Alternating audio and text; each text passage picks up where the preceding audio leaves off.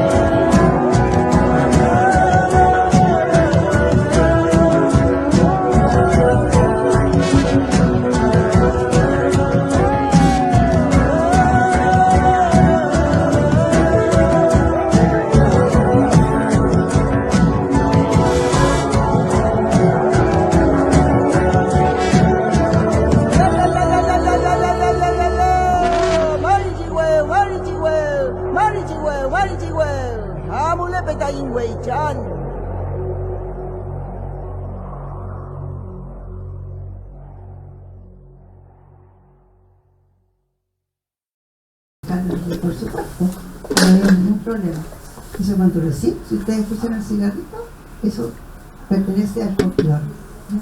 Pero Víctor, como era, pidió autorización primero y ahí comenzó con su verdadera nuisance a seguir con el cigarrillo. Ya tengo mi ropa porque entretenida de Víctor que contarles, me sorprendió. Traje una ayuda a mi vuelta. Les quiero contar que Víctor también trabajó en la Casa de la Cultura y según cuentan, dicen que fue exonerado por razones políticas, ¿no? Así que tenía un muy buen conjunto, una de mis hermanas, Silvia, que trabajó mucho con él, era su ayudante. Entonces ella me contó justamente que lo habían exonerado. Bueno,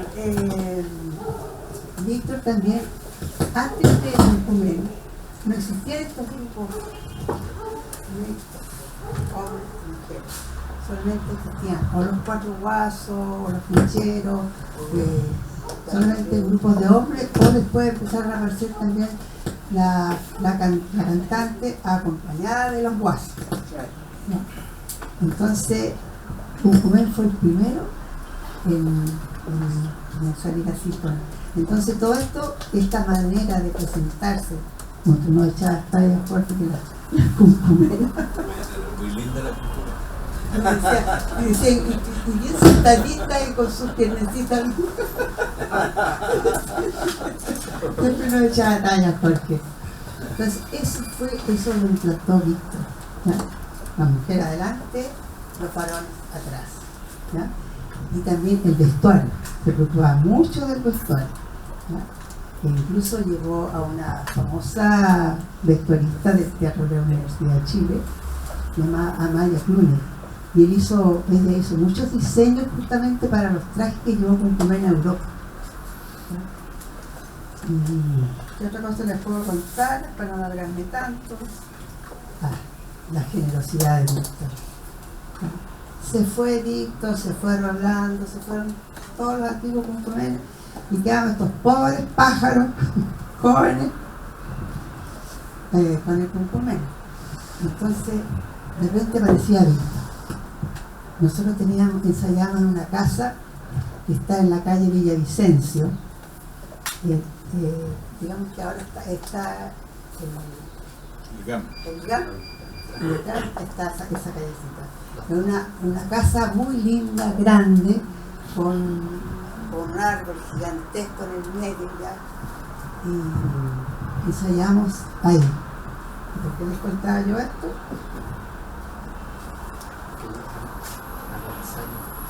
¿No? Llegaba Víctor a los ensayos. Claro. Fue la casa de la Sí, fue bueno, la casa sí, de la era tremendamente riguroso, muy riguroso.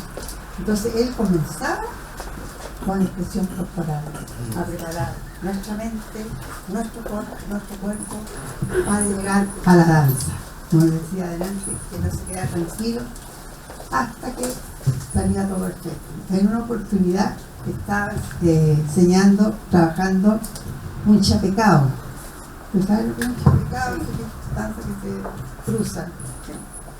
Entonces este era un chapecado de relevo que se llama. Entonces salían como 6 a bailar.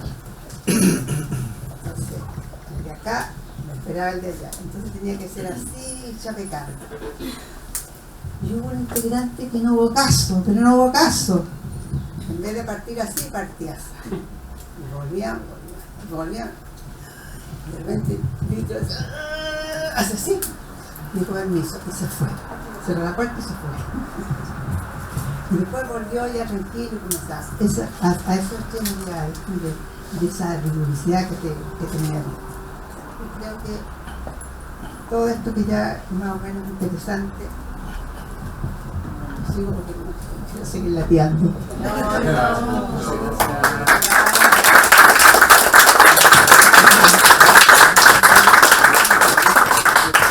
Vamos a seguir entonces con Freddy Scott. Muchas gracias. Quiero empezar felicitando la presencia de niños y adolescentes acá, porque cuando escribí este libro, el primer entrevistado fue Jorge Culón en su casa allá de Valparaíso. Fue mi primer entrevistado. Yo básicamente, y se lo comentaba a Jorge cuando me preguntaba por qué quería escribir sobre Víctor Jara. Quería explicarle a un extranjero, ¿no? A una persona que no conoce Chile, pero que sí conoce, ¿no? la presencia de Víctor, que es internacional, ¿no? Cualquiera que pueda salir del país se da cuenta la grandeza de Víctor en muchas latitudes, en muchos artistas además muy visibles, Bono, Tom Morello, etc., argentinos, latinoamericanos, ni hablar. Entonces quería explicarle a estos extranjeros, pero también a ustedes, a las nuevas generaciones, a los niños de Chile, a las niñas de Chile, a los adolescentes chilenos, ¿por qué una dictadura es capaz de matar de 44 balazos a un artista? ¿No? ¿Cómo? Que en un momento yo también era niño cuando ocurrió el golpe civil y militar. Y lo que yo espero de este libro, después de haber entrevistado a mucha gente, como las Cuncumén, ¿no? Ariela Ferreira me hablaba mucho de la Pelu, tú estabas fuera de Chile en esa época. Y ahora conozco a la Pelu y ¿no?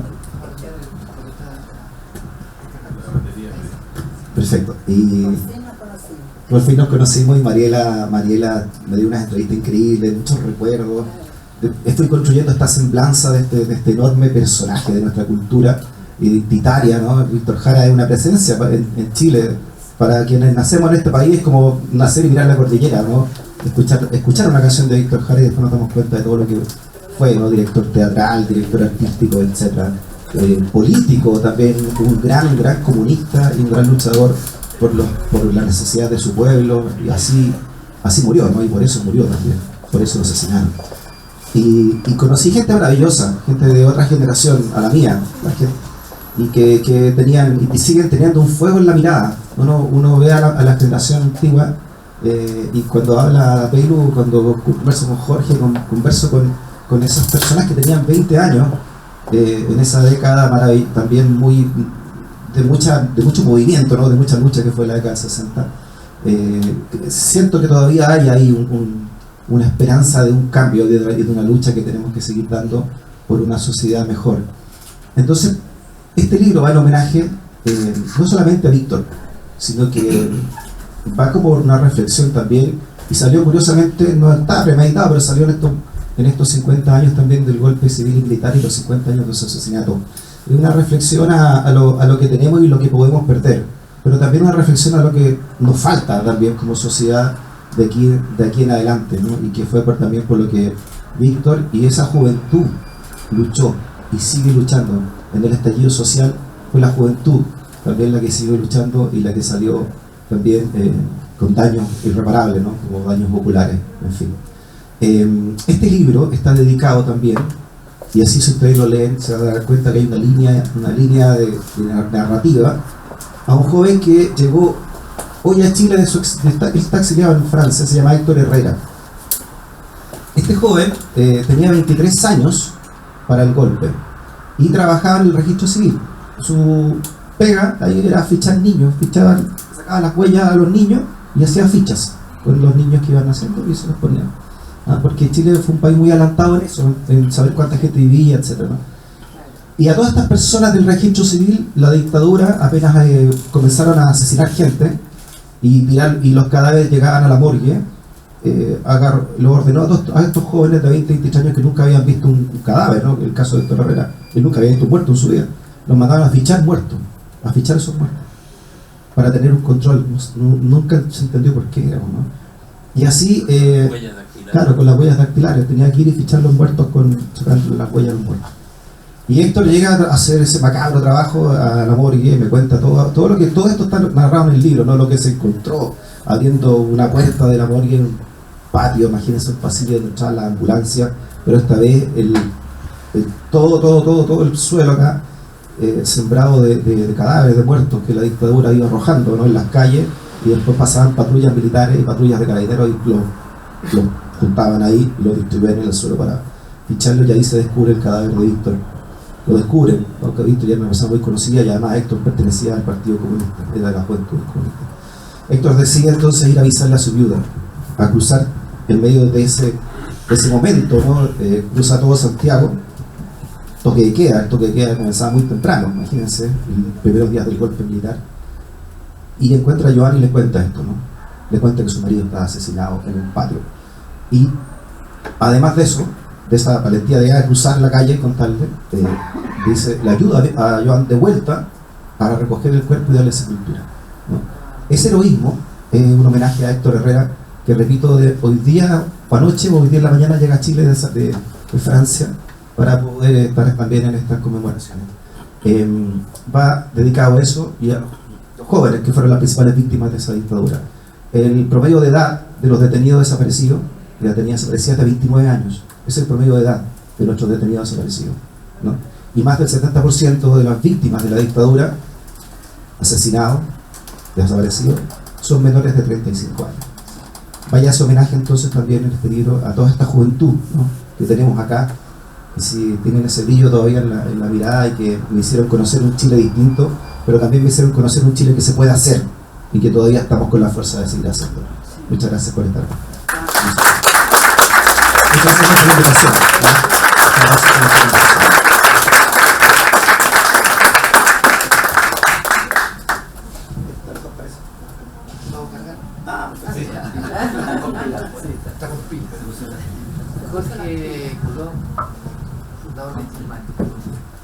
¿Estamos así?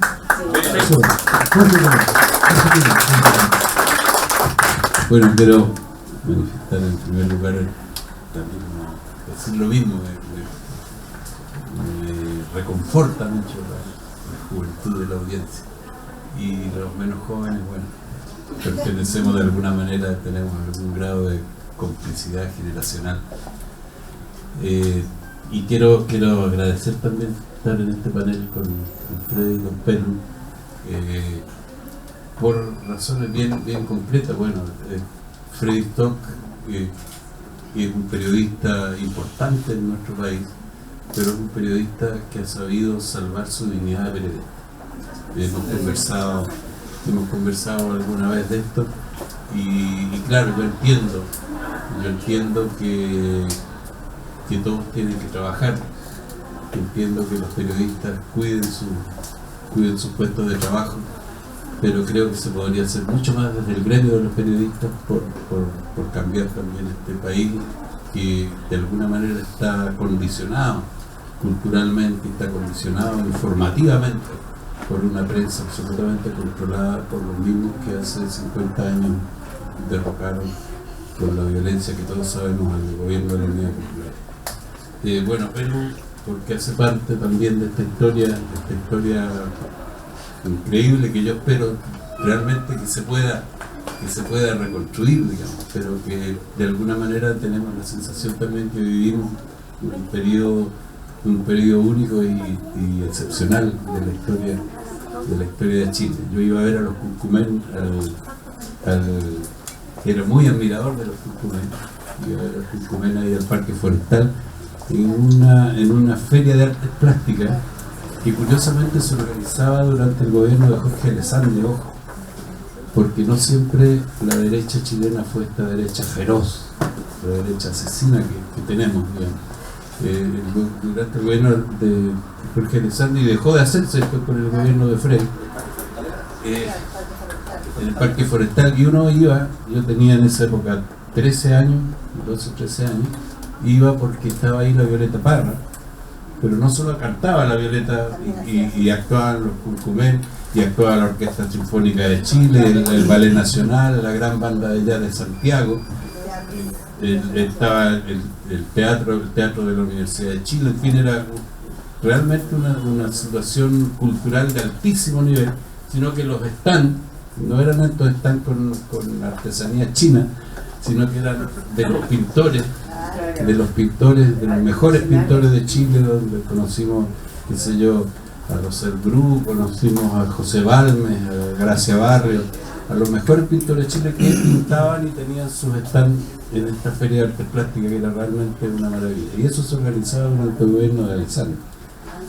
No soy un admirador de Alessandri, pero también hay que decir que cuando empezó la televisión en Chile, Jorge Alessandri personalmente dijo que la televisión es un arma demasiado importante y decidió él que la televisión en Chile iba a estar en manos de la universidad y no... Claro, el Mercurio iba a poner un canal y Alessandri dijo no, esto va a quedar en manos de la universidad porque es un arma educativa demasiado importante. Fíjense la diferencia con la derecha rapiñera de hoy. Bueno, entonces para mí es un gusto tremendo. Yo conocí a Víctor Jara en la casa de una prima que tú nombraste. Yo soy primo de Amaya Clunes, que era la escenógrafa del Teatro de la Universidad de Chile. Ella es mayor que yo, y yo iba teniendo, no sé, 11, 12, 13 años sus cumpleaños, y en estos cumpleaños estaba toda esta gente rara, porque llegaba toda la gente del teatro. Y Chile en ese tiempo, si bien habían estos fermentos súper importantes, era un país gris, completamente, era famoso que muchas veces criticaba que todos los hombres andaban vestidos exactamente igual, con ternos grises, o el gris marengo que se llamaba. El gris marengo era el uniforme de los chilenos. Y entonces todo el centro de Santiago, todo lo que es ese centro cívico, esas famosas 12 manzanas de Santiago donde se decidía la vida y la muerte de todo el mundo, era un centro de hombres en primer lugar, y de hombres vestidos de gris. Y entonces yo iba a los cumpleaños de mi primo donde llegaban unos tipos que usaban camisas moradas, unas cosas así súper rupturistas, digamos. Y en esos cumpleaños conocí a Víctor Jara siendo yo muy joven, digamos. Y además a, qué sé yo, Eugenio Guzmán, a Sergio Ortega. Bueno, y me iba a esta feria de artes plásticas a escuchar a Violeta Parra, y ahí conocí a Curcumén. Y hay que decir que Curcumén era tenía algo más, digamos.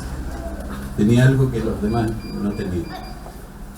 Más tarde nosotros conocimos a Víctor, primero porque cuando empezó el grupo Inti Illimani en la Universidad Técnica, nosotros éramos súper desordenados arriba del escenario. Los músicos en general no son muy disciplinados, y muchas veces, y ojo con esto, hay músicos acá o aspirantes a músicos, muchas veces creemos que la música va, que lo nuestro, sí, vamos, démosle, y no importa ni cómo nos vemos, ni cómo nos ven los demás, ni cómo nos movemos arriba del escenario, y sin embargo importa, es súper importante.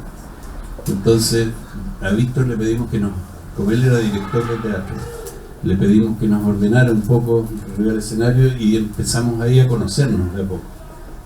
Y él fue fundamental en eso. Además nos dio una lección de entradita, porque en ese tiempo, ya desde el año 65, nosotros empezamos el 67, desde el año 65 había aparecido el conjunto Quilapayún, que era una ceremonia. Ver un concierto de Quilapayún era muy impactante, también porque Víctor los dirigía, digamos, y la puesta en escena de Quilapayún era una cuestión que uno se quedaba así impresionado de la... Pero lo primero que nos dijo Víctor, bueno, ustedes no son Quilapayún, así que olvídense de esa puesta en escena, ustedes preocúpense, ustedes, vamos a hacer una cosa centrada absolutamente en la música, en los instrumentos y todo, y usted, sí, no tienen que andarse chocando arriba del escenario ni peleándose las guitarras, pero sean músicos. O sea, lo que va a venir la gente a ver cuando ustedes toquen va a ser un espectáculo musical. Y nos dio una personalidad también que nunca asimilamos suficientemente. Pero Víctor tenía, y es cierto, esa rigurosidad de la gente de teatro. Ahora, aquí como aquí el que menos, como dicen, perdonen el francés, pero mi amigo Pancho Sasso de Congreso dice, aquí el que menos caga un piano.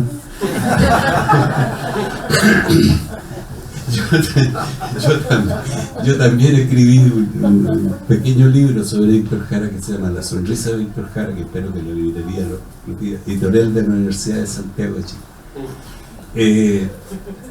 Y ese libro me hizo también, de partida, conversar con Mariela, vecina de barrio, y la conozco también desde hacía muchos años, Mariela Ferreira del Curcumén, la que me contó muchas cosas, pero también me hizo como reconstruir, no sé si es muy pretenciosa la palabra, reconstruir un poco sociológicamente el origen de Víctor.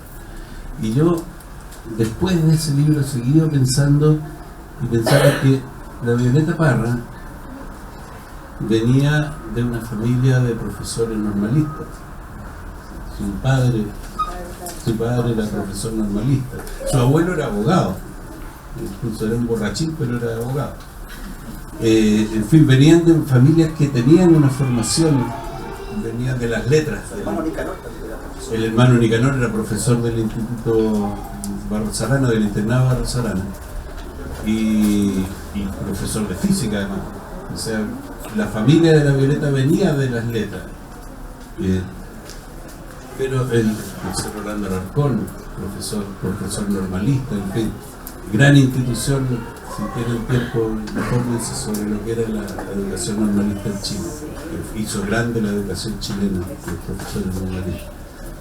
Pero Víctor venía de la humildad campesina más absoluta. Su padre era analfabeto, era campesino, lo que significaba ser campesino en los años 20, 30 del siglo pasado, o sea, hace 100 años, cuando el campo chileno era absolutamente el medioevo y peor que el medioevo tal vez.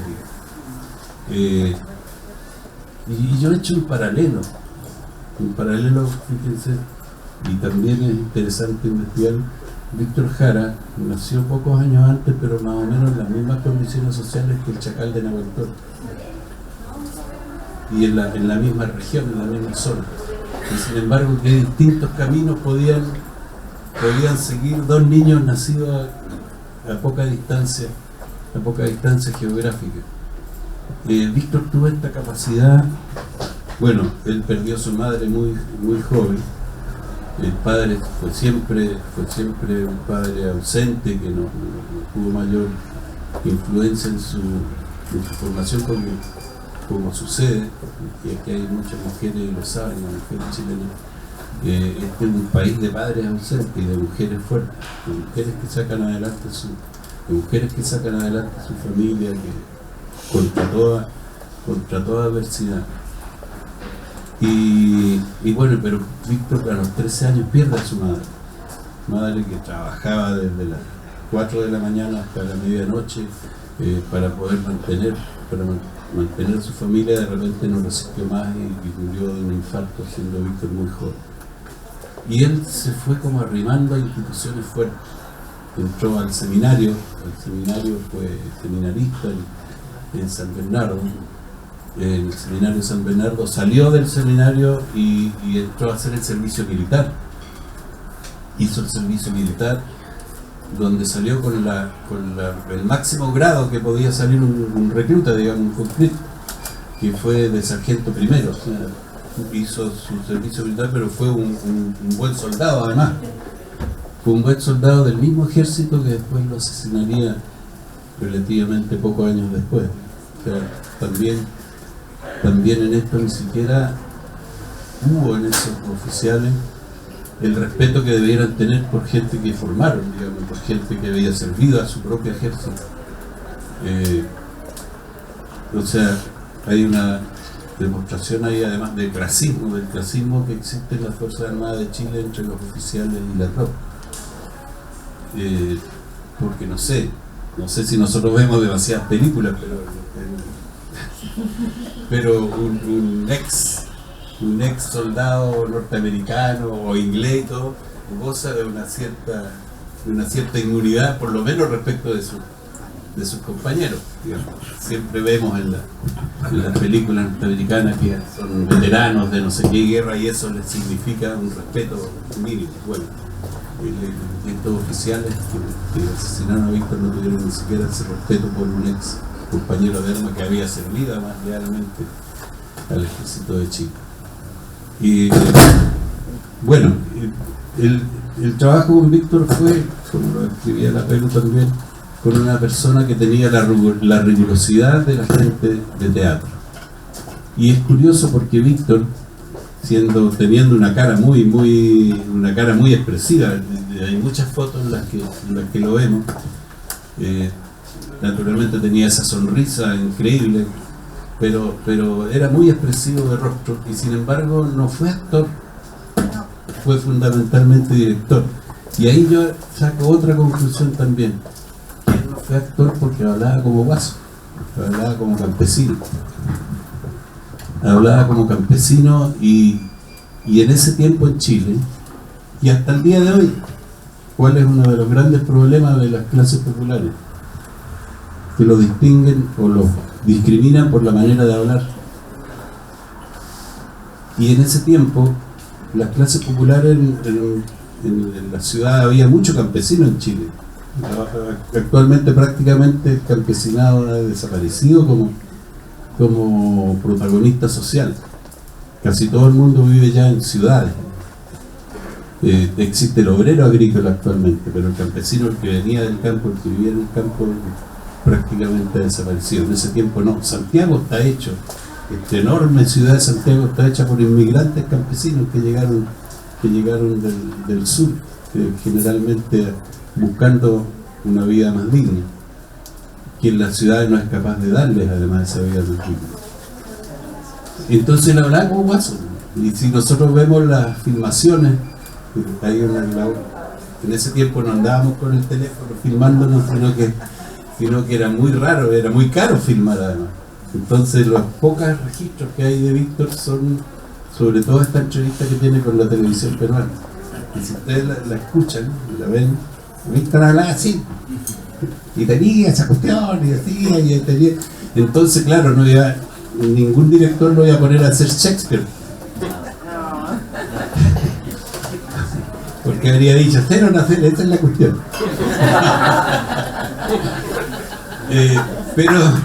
Pero Víctor transformó eso en una cualidad.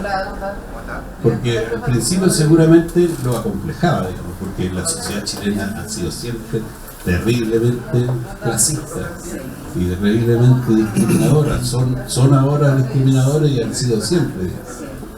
Pero Víctor lo transformó en un arma de él, orgulloso de ser campesino y orgulloso de hablar así. Y era una de sus cualidades más bonitas, ¿no? Tenía una capacidad para relacionarse hablando fantástico. Sí, oye, cabro, mucha, qué lindo, cabro. Me acuerdo cuando hicimos la música de la televisión nacional, llegó, debe haber sido marzo del 71 más o menos, marzo de abril, y nosotros ensayamos en el garage de mi casa. Y llegó ahí y no había, en mi casa no había teléfono naturalmente, pero tampoco había chapa en la puerta. Durante 10 años nunca hubo, era cuestión de empujar, yo no entraba. Y llegó Víctor al ensayo y dice, oye cabrón, nos encargaron una cuestión re entretenida, vamos a hacer la música para la televisión nacional.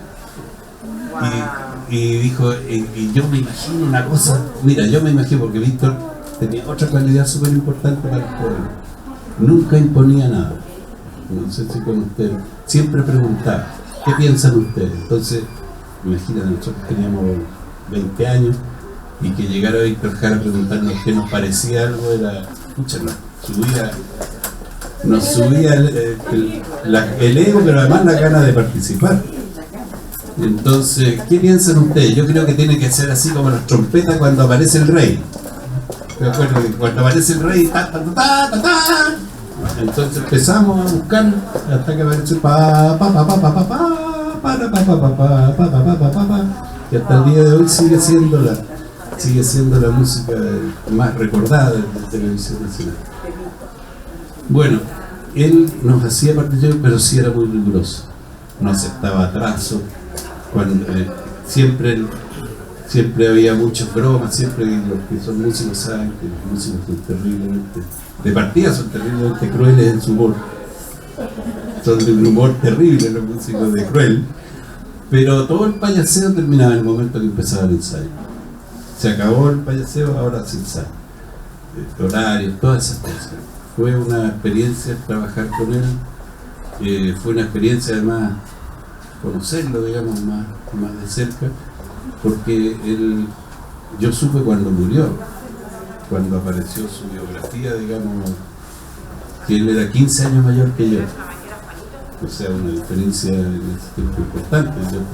Cuando él tenía 40 años, yo tenía 25.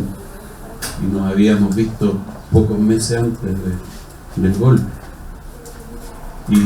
Pero nunca sentí esa diferencia, nunca nos hizo sentir esa diferencia. Nunca nos hizo sentir la diferencia que teníamos con él, además por su formación como director teatral y su carrera musical, que ya en esa época era extraordinariamente importante.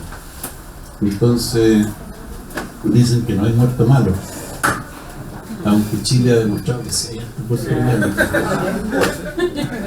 sobre todo los que se suicidan por cobardía o los que asesinan a mansalva, bien muerto está. Pero Víctor era una persona muy, muy excepcional. Y hay que decir que lo más importante para mí de Víctor es que nunca se olvidó de su gente. Yo he conocido mucho gente que viene de orígenes humildes, pero que después o les va bien o por alguna razón ganan plata y se transforman en los peores enemigos de su propio origen, de su propio pueblo.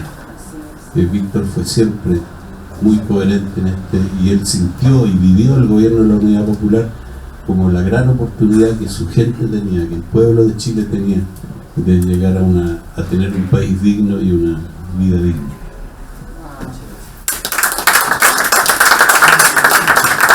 Vamos a continuar. pregunta, solo decir dos cosas. Una, que tiene que ver un poco, dada la presencia de jóvenes músicos, la influencia de esa experiencia del seminario de 2 años, porque estuvo de claustro, tiene mucho que ver con lo que algunos investigadores han señalado, como Cristian Uribe, tanto docente de la OPEN, y en su investigación señala de que el canto gregoriano es una de las escuelas musicales que tiñen su obra. Que es importante para que se está formando la música, conocer un poco eso. Lo segundo, esto de la rigurosidad escénica. Se señala de que Víctor, cuando conoce a los Beatles, va a un concierto en Londres. Entonces los ve en el escenario y le llama mucho la atención esa puesta en escena, los cortes de pelo, el vestuario, ese cuidado que había en el escenario. Y cuando vuelve, claro, a Quilapayún le instala una orquesta con los ponchos, ¿no? Que en realidad eran frazadas inicialmente, según lo que contaban, ¿no? Puede ser o no, puede ser, ¿no? Pero es que las mantas Castilla, pero le corta, pero claro, como que le puede haber otra versión. Te digo, no, la historia de Apayún, su figura inicial era una mezcla de una cosa un poco de monje de negro sin poncho, con sandalia. Con sandalia eran bien y usar sandalia era muy raro. Bueno, pero tenían esta estética así. Los ponchos tuvieron un origen distinto.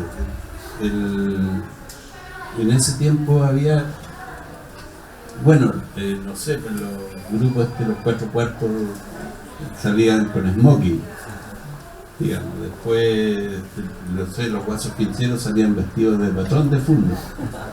Entonces el poncho fue como una reivindicación de la vestimenta campesina e indígena, digamos. Pero los Quilapayún lo adoptaron después y era un poncho que vendía Bellavista Tomé, porque en ese tiempo Chile se fabricaba de todo y tenía una fábrica también de textiles fantásticos en Tomé y vendían estos ponchos que eran de color beige. Entonces lo que hicimos nosotros, que usamos el poncho un poquito antes que los Quilapayún, fue teñirlo. Lo teñimos por el europeo de la época.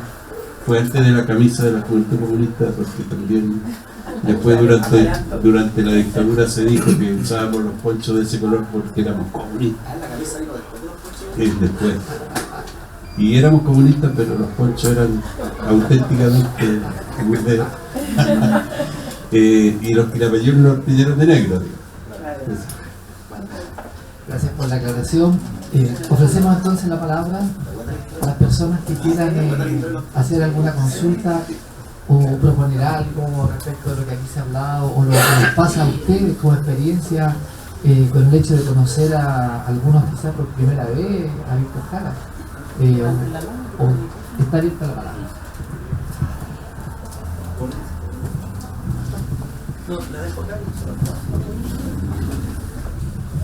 Ya.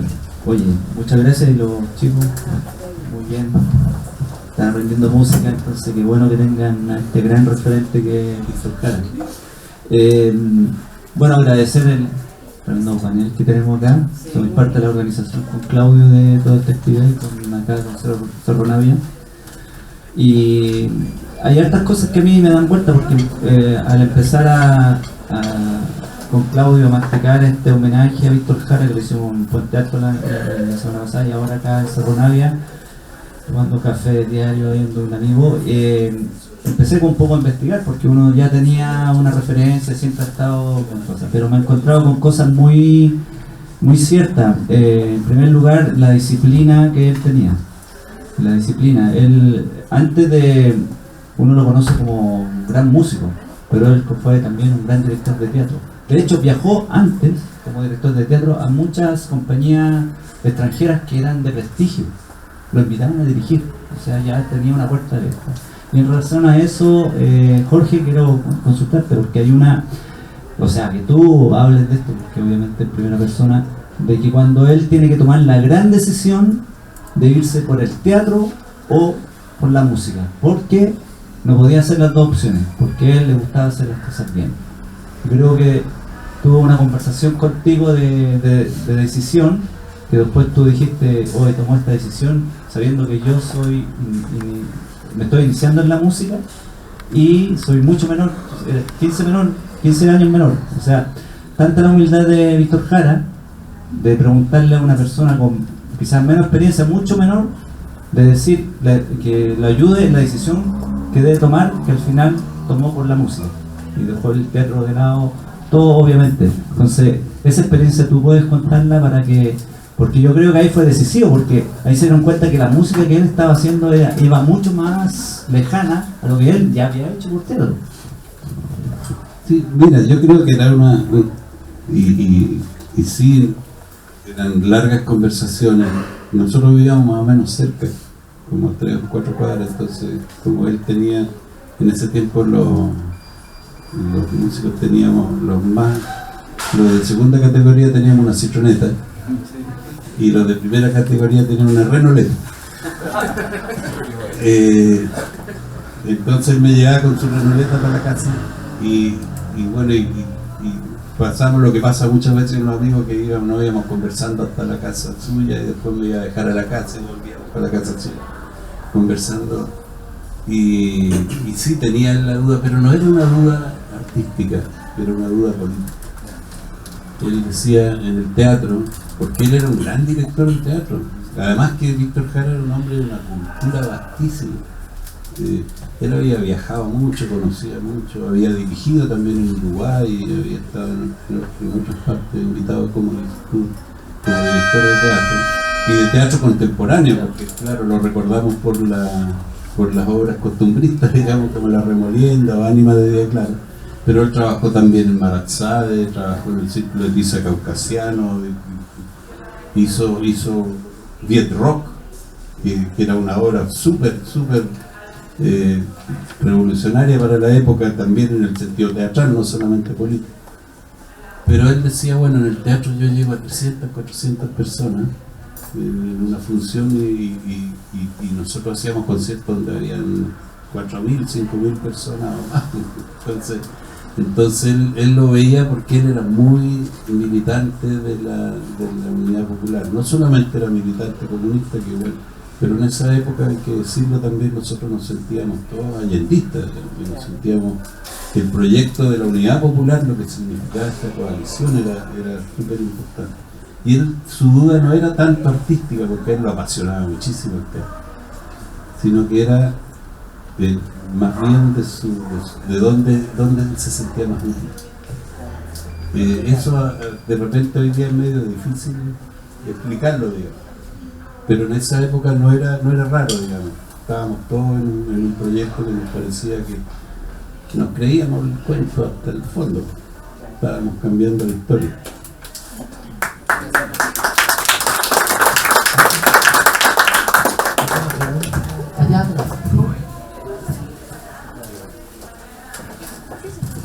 Hola, mi nombre es Camilo, soy profesora de artes visuales de la comuna y además soy profesora de mosaico acá en la Casa de la Cultura.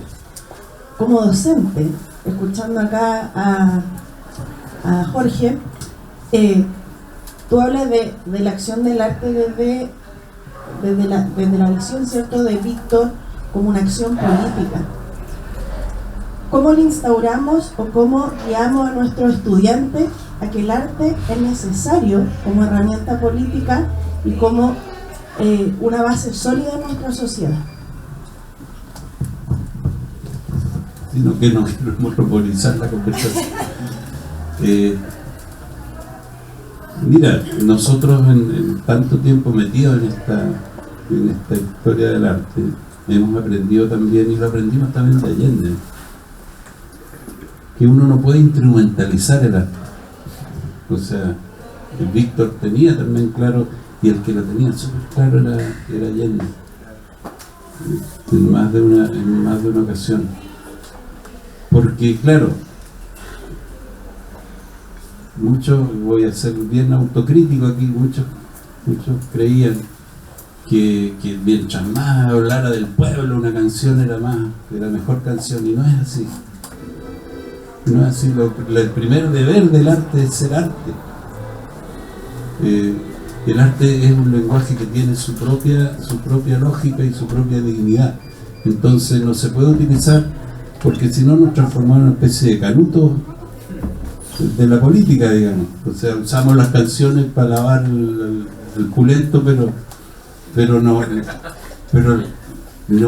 respetamos la propia lógica y la propia estética que el arte tiene. Entonces, la primera cosa es que el arte te libera y te da una disciplina, además, y te da una relación con lo demás y con los demás, o sea, con el resto, pero también con lo que te rodea. Te da una mirada que tiene su base en la estética. Pero fíjense que la estética tiene una relación bien interesante con la ética. No sé, cuando uno dice le dispararon 44 balazos a Víctor, escucha, qué feo. Y de ahí la estética le está prestando una palabra a la ética. Entonces, el arte te da no solamente una formación estética, de buscar la belleza, buscar la armonía, en fin, de buscar, o si tú quieres buscar la desarmonía o la fealdad, porque también el artista tiene derecho a hacerlo, digamos, en función de su proyecto artístico. Pero además te forma éticamente porque tú usas materiales. La materialidad que tú usas en el arte, en el caso puede ser de la voz, de la música, de la frecuencia sonora, o puede ser la gama de colores o de tierras con que tú puedes hacer una obra artística, te relaciona también con tu entorno, éticamente y estéticamente. Entonces el arte es fundamental en la formación, y yo estoy convencido de que la educación debiera reorientarse completamente en función del arte. Y hay otros que dicen, no, pero reorientémonos en función de los deportes, o reorientémonos en función de la ciencia. Sí, pero en la historia de la filosofía, el arte ha sido la madre de la ciencia, de los deportes. En fin, los deportes también son estéticos. Entonces el arte es como... Y además que en el caso de la educación, el arte es capaz de darte una disciplina que nadie te la impone. Que es una disciplina que se autoimpone. Todos sabemos, no sé, cuando hacemos un grupo, si hay músicos que hacemos un grupo, si hay uno del grupo que canta en otro tono, o que quiere robarse la película, cantar más fuerte que los demás y todo, se va regulando solito, digamos. Hay una enseñanza también de la convivencia, de la creación colectiva. Entonces el arte es tremendamente formativo. Y si por algún motivo descubrieran finalmente que el ser humano es más importante que la economía, o sea que la economía es resultado de la interacción de los seres humanos, pero no está antes que el ser humano, sería mucho más importante educar a la gente en el arte y que del arte lleguen a las distintas disciplinas.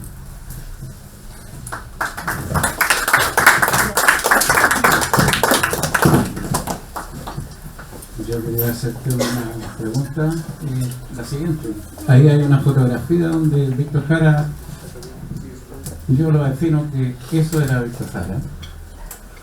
Y además, cuando él graba aquella con los niños, cuando él graba Luchín, del niño pobre, del niño campesino, estaba aquí en Coahuila cuando en nuestra población. Y una vez me recuerdo que yo estaba en la Universidad Técnica del Estado y en el, ¿cuánto se llama? Era como anfiteatro. Ahí Víctor Jara estaba tocando y yo había conocido eso de que él tocaba con la peineta, y yo había ido a Concepción y estuve en el bar donde él sacó eso de tocar con la peineta frente a la estación de Concepción. Entonces, él aceptó que yo subiera al escenario y tocara con él esa vez. O sea, la condición humana de él era tremenda. Y bueno, para nosotros está siempre presente Víctor Jara y todos los cantores populares que fueron de la época de la Unión Europea. Gracias.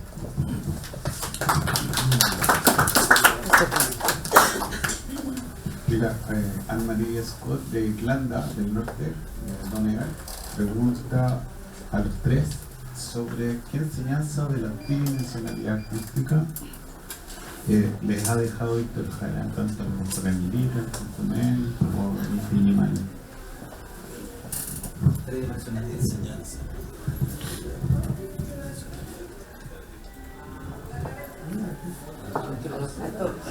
Puede ser el aspecto. Sí, Anne-Marie Scott lo está escuchando ahora desde allá. Le mandamos un cariño grande a través de Donegal, hasta Escocia. en Irlanda del Norte. Claro, pero en parte de Irlanda, no de Reino Unido. Sí, sí. En la parte reaccionaria. En Belfast. Bonita, una ciudad muy interesante.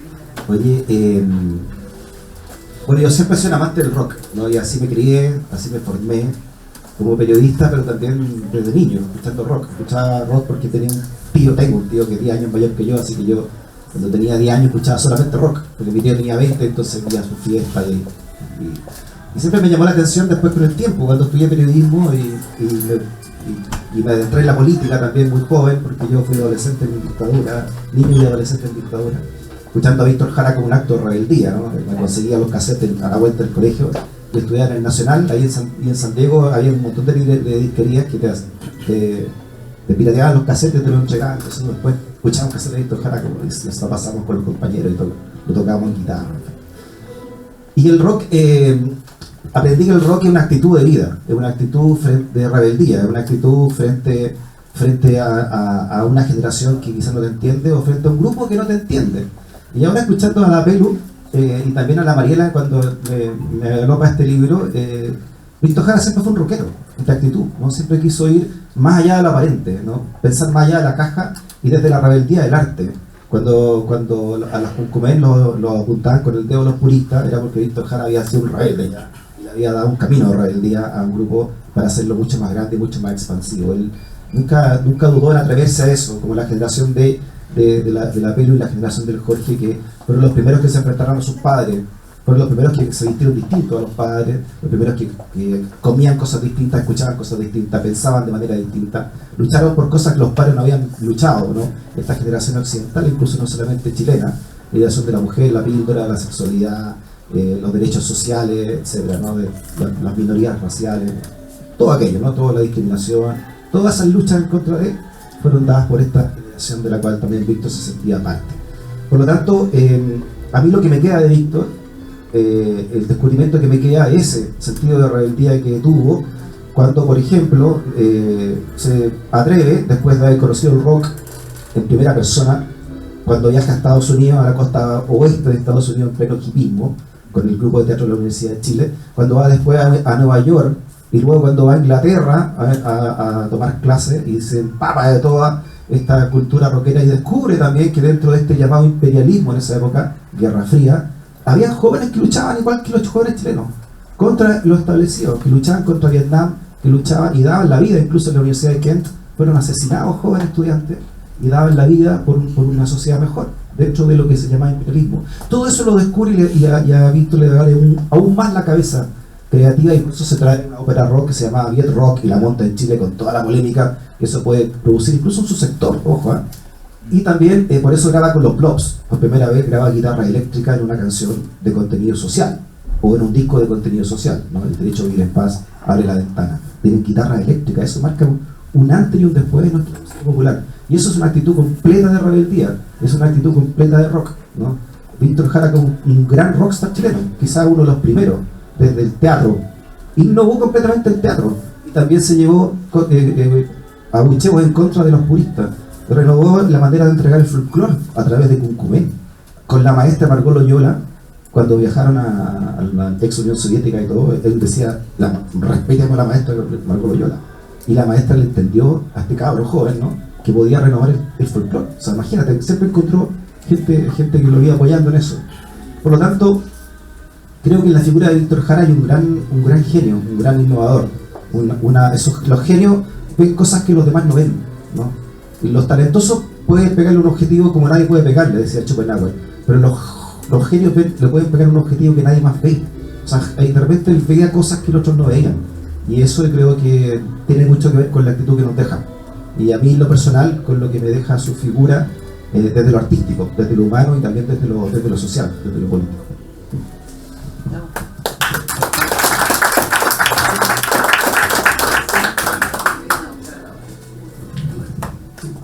Yo les podría decir lo que a mí concierne, su creatividad y su gran generosidad. Porque, como decía Freddy, fue un gran innovador. Le pongo un pequeño ejemplo. En Cuncumén tenía una danza zoomorfa, una danza de pájaros. ¿Cómo se llama la que bailan los? El pavo. El aguilucho. Es una danza de hombres, un concho que tiene una presa. Entonces la presa, por cada escenario, es un palo. ¿Cómo se produce? Se produce una pelea entre los tres que quieren a ganar esa presa. Entonces, cuando le tocaba a Víctor, siempre ponía al final, y lo hacía de una manera muy especial, porque agarraba la presa, entonces y se daba una vuelta y salía corriendo, pero muerta la presa. Eso es una creación de él, solamente de él. Y como le decía, esa generosidad de Víctor maravillosa. Cuando él ya no estaba en Cuncumén, pasaba a vernos y decía: hola cabros, ¿qué están haciendo? ¿Ya? Llegó una tarde y estaban los muchachos, los jóvenes, trabajando en un canto de angelito. Canto de angelito, no sé si conocen, ¿no? Cuando se moría una guaguita y la ponían en una sillita con alita, qué sé yo, y le cantaban. Los padres no, le cantaban los padrinos y había una danza. Entonces en eso estaban los muchachos. Los muchachos le mostraron y él dijo: bueno, yo los voy a ayudar. Agarró la guitarra de cualquiera y montó una rueda de cantores. Entonces cada uno de los funcionarios cantaba una estrofa de este género. Y le enseñó, fue tan generoso que le enseñó todo, a cada uno por uno, el toquío de la guitarra. Otras veces pasaba cuando nosotros estábamos grabando: ¿qué están grabando, cabros? ¿Qué están haciendo? Y también nos da sugerencias. Eso yo rescato todo eso de Víctor, me quedo con eso. Para mí un hombre maravilloso, generoso, creador, porque hasta el momento de morir creó. Con eso me quedo.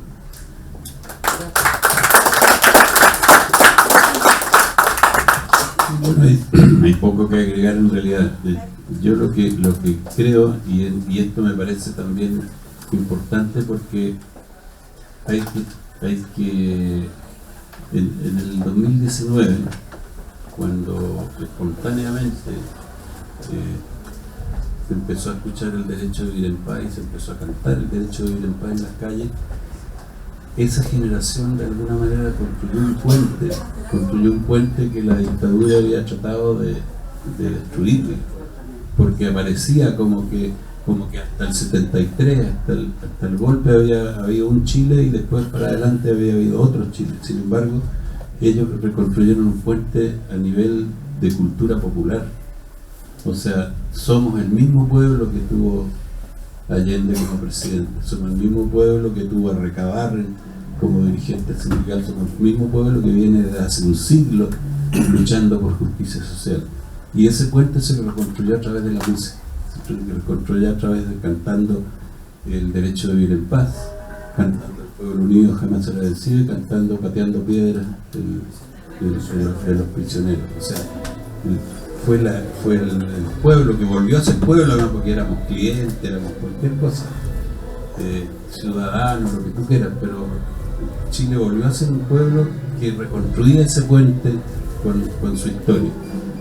Entonces, a mí lo que me enseñó, bueno, enseña Víctor es esa capacidad de ser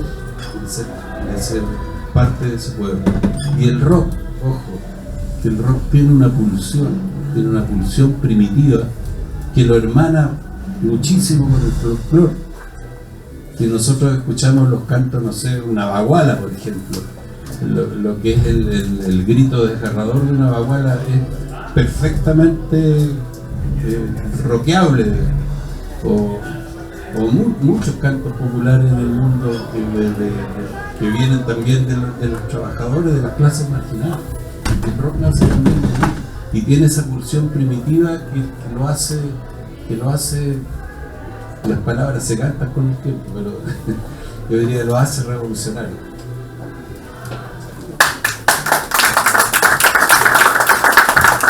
Vamos a dar dos últimas palabras.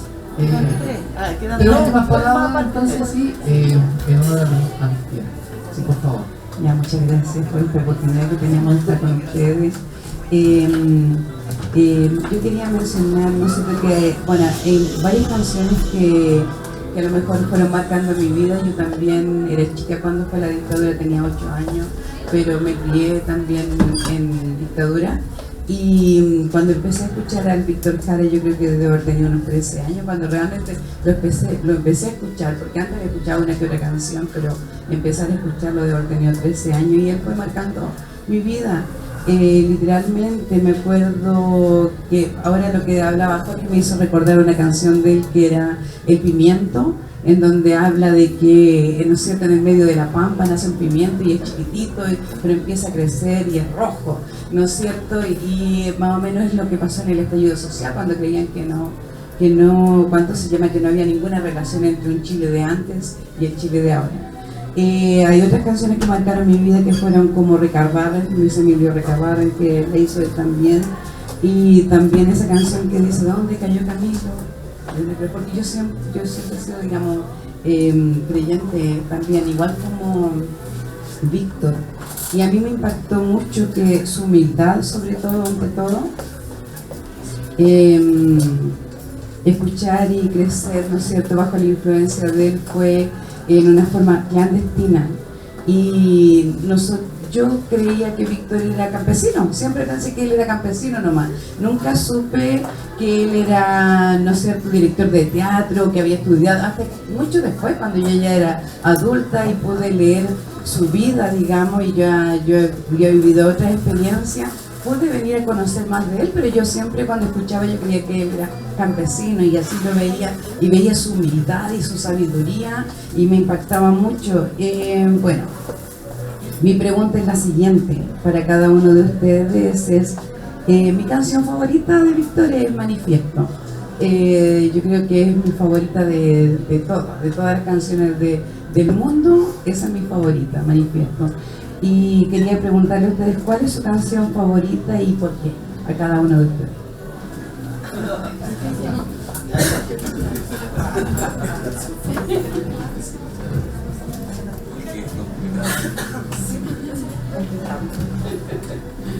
Mira, el que está mediado, además, puedo ser injusto en esto, está mediado porque nosotros trabajamos con él en los últimos 3 años, digamos, desde el comienzo del año 70, antes de la elección de Allende, hasta la última vez que nos vimos fue en mayo del 73, que él partió a Perú, y nosotros partimos, antes que él regresara, nosotros partimos en gira a Europa.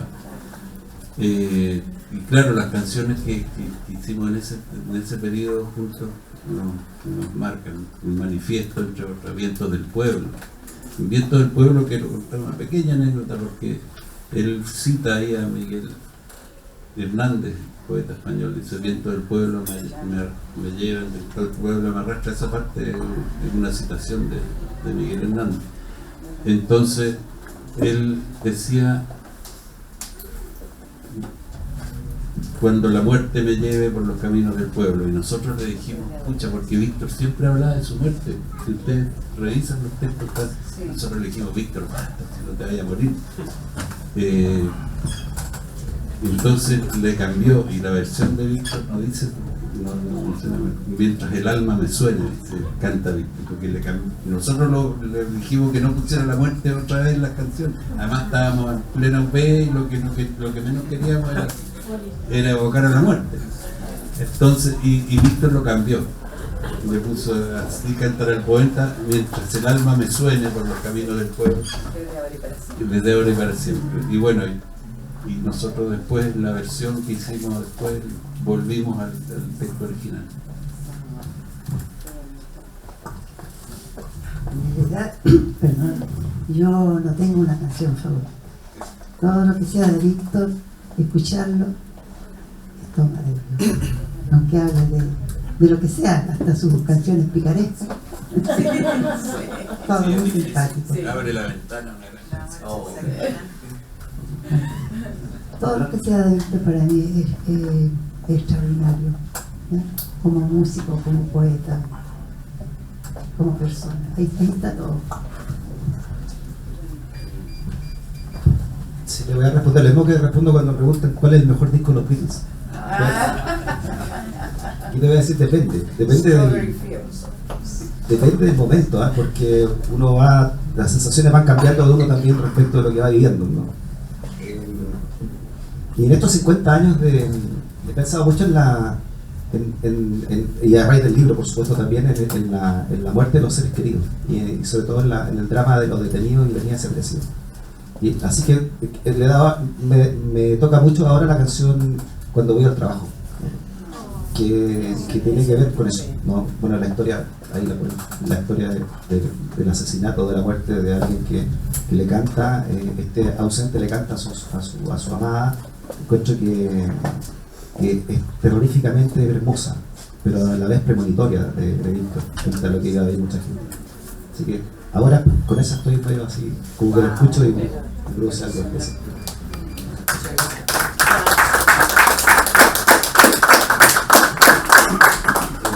Aló, hola, yo soy Omar. A nombre de Vía X Ediciones les quiero agradecer a esta linda biblioteca o librería Cerro Letras por recibirnos y por esta instancia. Voy a ser breve y para que no se me quede atravesado, son un par de apuntes respecto a lo que hablamos. Por ejemplo, cuando mencionaba lo del canto gregoriano, quería decir que Víctor Jara se llama Víctor Lidio, que es un orden ¿no es cierto?, dentro de los cánones del canto gregoriano, y que más de eso lo pueden encontrar en este libro, Estética, Política y Estética en Víctor Jara, de Nicolás Román, que tiene esta hermosa librería acá.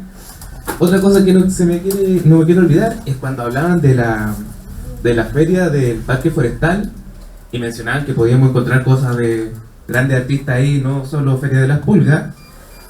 Y en esa feria del Parque Forestal también pasó cosas muy importantes para la vida amorosa de Víctor Jara, lo cual está en este libro de Joan Jara, Víctor, un canto inconcluso. Quiero también aprovechar que está la gente joven, que es como un poco nuestra finalidad cultural, ¿no es cierto?, como seres humanos, juntar a los abuelos con los jóvenes, son los que nos da la cultura, ¿no es cierto?, que no solamente son padres a hijos, sino abuelos a nietos.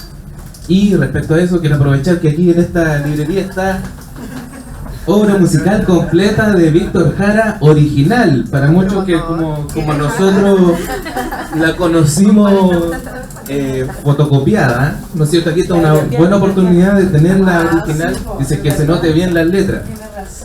Y también quiero invitarlos, trajimos el libro del Freddy, tenemos un stand allá afuera, porque quiere, se lo puede, para quien lo quiera firmar. Sí. Y agradecer de nuevo. Eso, muchas gracias.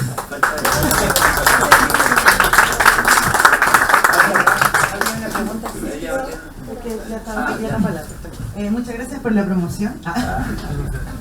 Siempre tratamos de tener todo lo que sea de Víctor Jara, incluso también con la fundación cuando nos traen los vinilos. Así que si quieren venir a buscar, vamos a traer. Tengo una observación, a mí siempre me pasa con mis amigos que son músicos, que tocan rock. Les digo, ¿por qué no hacer un imaginario así como el canto a las estrellas de Inti Illimani, que me encanta mucho? Me imagino la psicodelia folclórica de Chile, que siento que es lo que se nos robó de Víctor Jara. 21 de la estaban haciendo. Los siguientes pasos que, no sé, cuando fue a Estados Unidos, me pasa eso, que cuando se empieza a 50 años después o 50 años desde aquí hacia adelante, en cómo reimaginamos la obra de Víctor Jara, cómo la hacemos palpable para las futuras generaciones, así como pasó el 2019 con el derecho a vivir en paz, cómo lo vemos 50 años más, pues yo 50 años más voy a tener 80 años, entonces, cómo vemos el futuro. Bueno, yo creo que de alguna manera está sucediendo. Víctor Jara está extraordinariamente vivo. Y eso es digamos, el castigo más grande que tiene su asesino.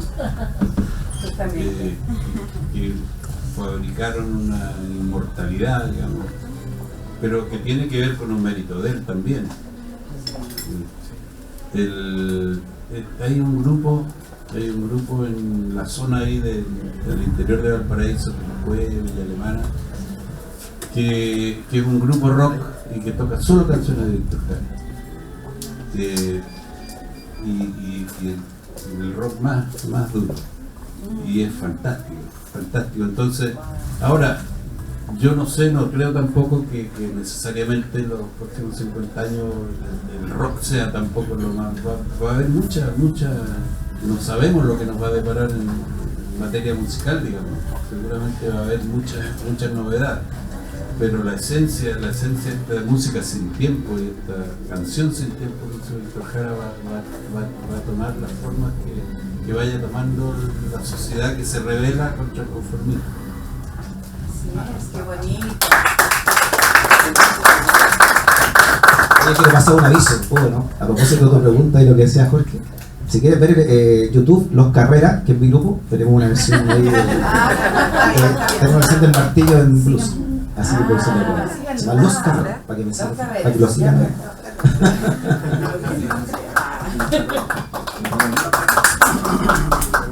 Tenemos una última palabra, señora.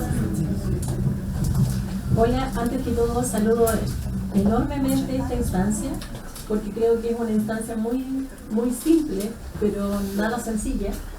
Agradezco porque pertenezco a una generación, tengo 48 años, pertenezco a una generación que lamentablemente nacimos en dictadura, pero sin derecho a la historia, porque todo lo que nos podíamos informar era bajo la clandestinidad, el secreto.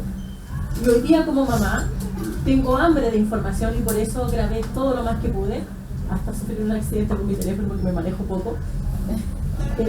Tengo la necesidad como mamá, como mujer sencilla de ser una comuna pobre, de traspasar información, de generar esta preocupación y necesidad de educarse de mis hijos. Y desde ahí los invito, muy sencilla y muy honestamente, a que sigamos en la era o en la forma de vivir de Víctor, generando instancias de educación, principalmente para los jóvenes de las comunas pobres como la nuestra. Porque con el respeto que ustedes se merecen, acá se les mira con mucha admiración, pero mucha lejanía. Como, pero profesor, Inti Illimani, ¡qué maravilla! Pero ¿cómo los alcanzo? ¿Cómo los conozco? Y los invito porque creo que lo que ustedes puedan dejar es una semillita ahí que puede formar y reivindicar a nuestros jóvenes, a nuestros niños. Y lo hago, como le decía recién, desde la humildad de ser una mujer sencilla, mamá de una comuna pobre, con la necesidad y el deseo de que mis hijos se eduquen y crezcan buscando la libertad y la hermandad, esta hermandad que está muy lejana a lo desplazados que somos como chilenos, ¿no? Eso.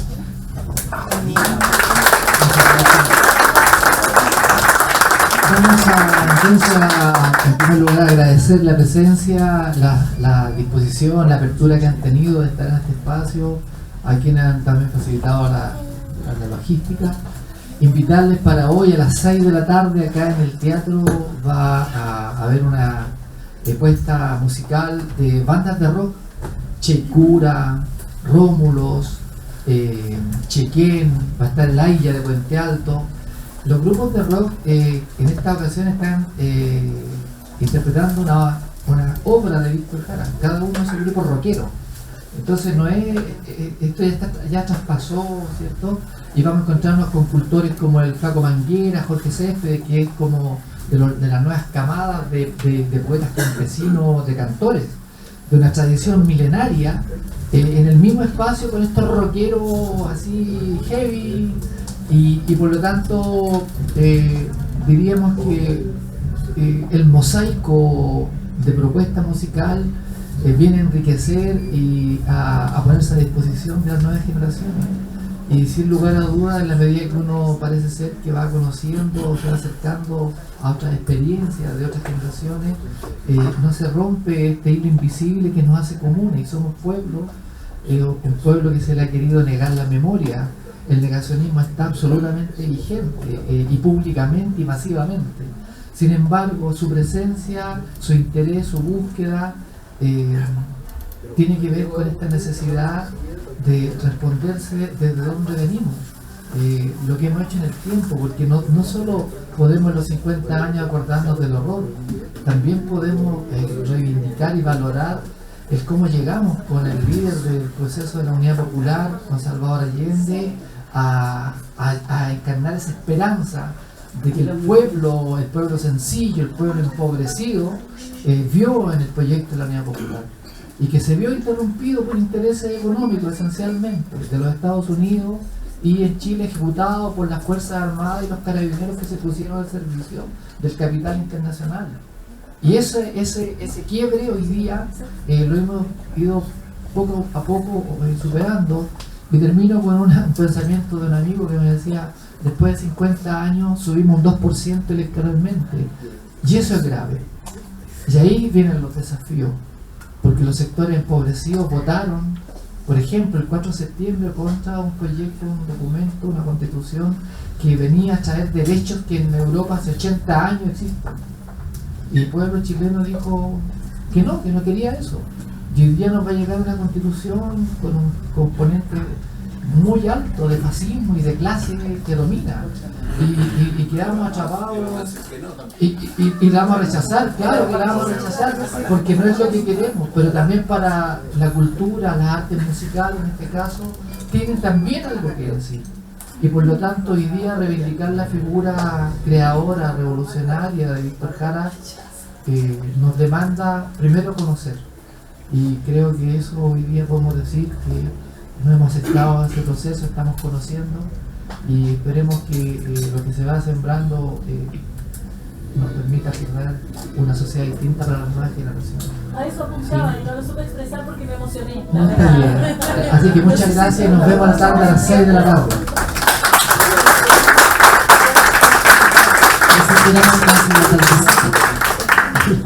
Perdón, yo quería ver algo muy cortito. Después del golpe, cuando retornamos a nuestros trabajos respectivos, en la tarde, cuando ya voy saliendo ya de la oficina, y se acerca una persona y me dice que mataron a Víctor. Yo no me lo podía creer, pero todo así como silencioso, porque no podíamos hablar tampoco, porque no sabíamos quién era el enemigo y quién. Entonces yo me quería despedir con una décima muy modesta que tengo para usted, que dice: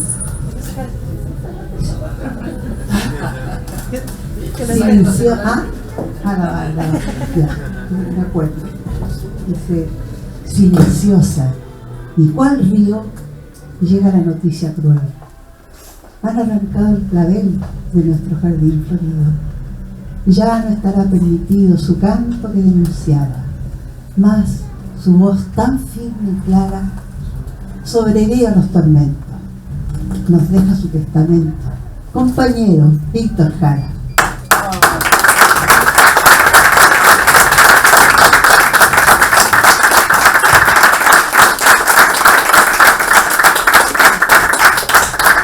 Nos vemos a las 6 de la tarde, entrada liberada.